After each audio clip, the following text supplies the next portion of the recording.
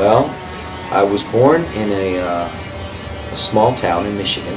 That was a kind of a touristy place. It was a Dutch town called Holland, and the big draw there was they had a tulip festival every year.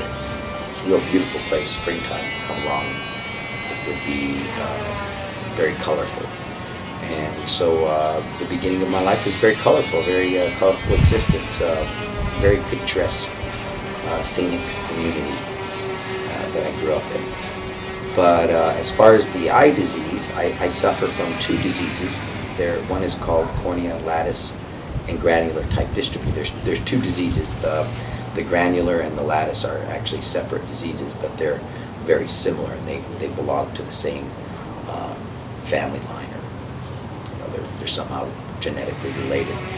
The predominant symptom was that you would really notice early on in childhood was ulcerated corneas. This would be whenever you might not get a whole lot of sleep, or you get something in your eye, and the cornea would break down and ulcerate, and that would leave you totally blind.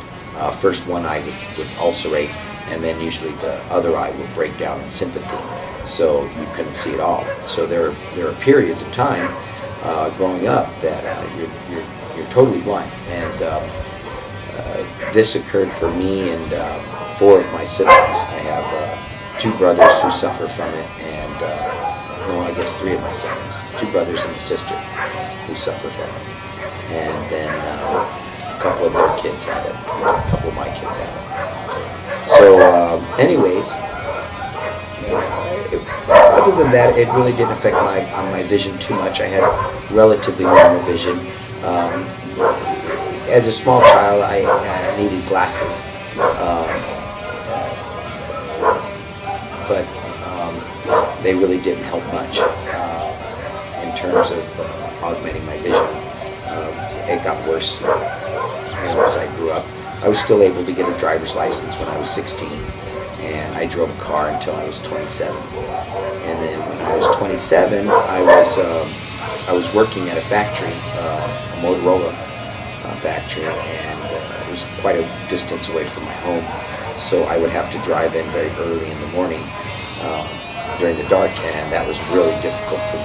And so what I would do is I'd follow other cars. I'd follow the taillights of the cars, and I would try to find cars that were going my direction.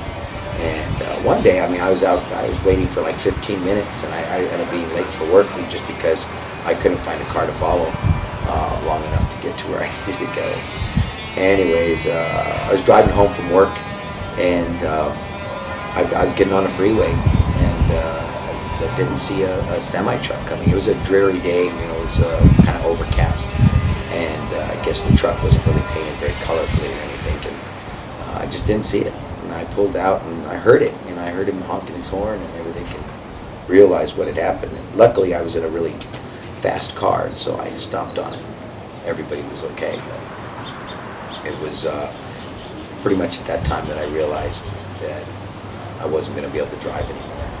And that's when I first started realizing what life was going to be like, losing my sight, being blind, and things were going to have to be different.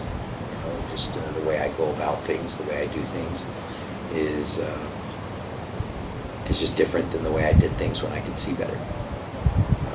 I still have the occasional corneal breakdown where I'm totally blind, but I've had training from the Commission for the Blind and the New Mexico Commission for the Blind, and they've given me training on how to use a cane, how to read Braille, how to basically function in my everyday world without having to use my sight.